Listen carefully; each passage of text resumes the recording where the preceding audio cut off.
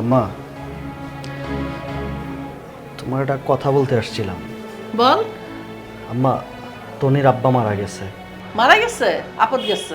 আম্মা, তুমি এটা কি কইলা?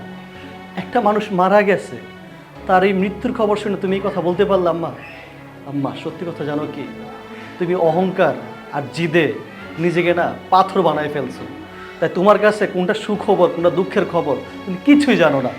আরে যতদিন দুনিয়া থাকবো অতদিন ভুগবো। অসুস্থ মানুষ মইরা গেছে, বাচ্চা গেছে। আম্মা, ছোটবেলা থেকে কখনোই আমি তোমার কথার বাইরে যাই নাই, তোমার চোখে চোখ রেখে কথা কইতে পারি নাই।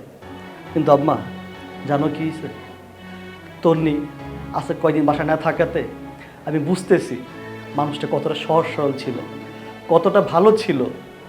আসলে কি, ভালো মানুষ চলে যাওয়ার পরে না সেটা বোঝা যায়।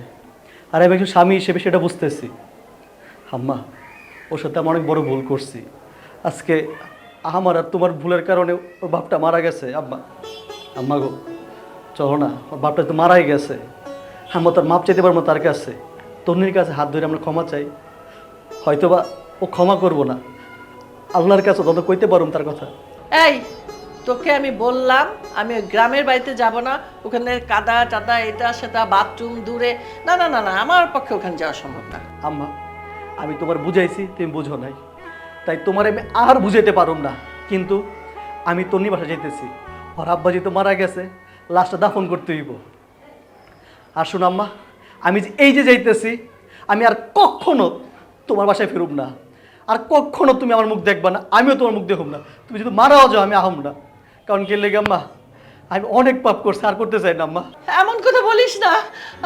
আমি একা এই বাড়িতে থাকতে পারবো না। বউ নাই, তুই নাই, আমি কিভাবে থাকবো? না, আমি ভুল করছি। না বাবা, আমি যাব তোর সাথে। আমি যাব গ্রামের বাড়িতে। আমি লাশ দেখতে যাব, দাফন করতে যাব। আমাকে নিয়ে চল বাবা। আমি যাবো, আমার কাছে মাপ চাবো। আমি বেআইনের কাছে মাপ চাবো। আমি আমি লাশ দেখতে যাব। চল আম্মা, এইটাই কইতেছে, ওর কাছে আমাদের ক্ষমা চাওয়া দরকার। হ্যাঁ, চলো যাই আম্মা। বাবা, বাবা চোখ খুলো বাবা, আমি তোমার ডাক্তারের কাছে দেখাইতে পারলাম না বাবা। মা, বাবা চোখ খুলো বাবা। আবার কথা বলো মা। বলবে না মা, আর কথা বলবে না। মা বড় দেরি করে বলছো তোরে মা। আমার কথা বলো আব্বা। আব্বা,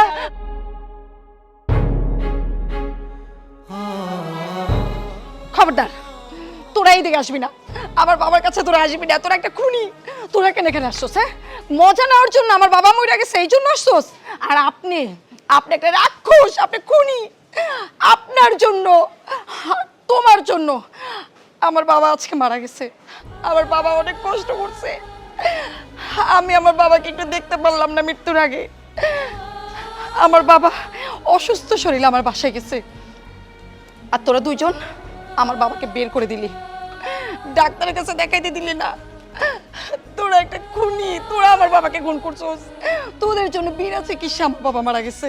বৌমা, ও বৌমা, আমারে মাফ করে দাও। আমি আমার ছেলেরে নিয়ে আসছি। দুইজনেই আমরা অন্যায় করছি, জানি জানি। আমরা এই জানটা ফেরত দিতে পারবো না। আল্লাহর কাছে দোয়া তো চাইতে পারবো, তাকে যেন আল্লাহ বেহেশত নসিব করুক। আমাদেরকে তুমি মাফ করে দাও। না, আপনাকে আমি ক্ষমা করতে পারবো না। পারবেন? পারবেন আমার বাবাকে জীবিত করে দিতে পারবেন? আপনার কোনো ক্ষমা হয় না। আপনি তো একটা খুনি, খুনির কি কোনো ক্ষমা হয়? আর তুমি এদিকে আসবা না। তোমার সাথে আমার কোনো সম্পর্ক নেই, তোমার সাথে আমার কোনো কথাও নেই। মা তুই চিন্তা করিস না মা, যে যা হয়ে গেছে তুই মন নষ্ট করিস না মা। আপনি আমার কথা বলবেন না। আপনার কোনো ক্ষমা হয় না। অবিয়াই, আর মনে রাগ রাখেন না। মানুষ তো ভুল করেই, ভুলের তো ক্ষমাও আছে। ও বৌমা, বলো না তোমার মারে আমারে মাফ করে দিতে। হ্যাঁ আম্মা, আসলে আমাদের ভুল হয়েছে। আর শুনো না, আগে সব কিছু ভুলে যাও। আব্বা তো মারা গেছে, আমরা যা ভুল করেছি আমরা তো ক্ষমা চাচ্ছি। মাফ করে দেন আমারে। যা হওয়ার হয়ে গেছে। আচ্ছা আম্মা, আব্বা মারা গেছে অনেকক্ষণ হয়ে গেছে, লাশ দাফন করার ব্যবস্থা করি। বাবা যান, আমি যাই। আচ্ছা।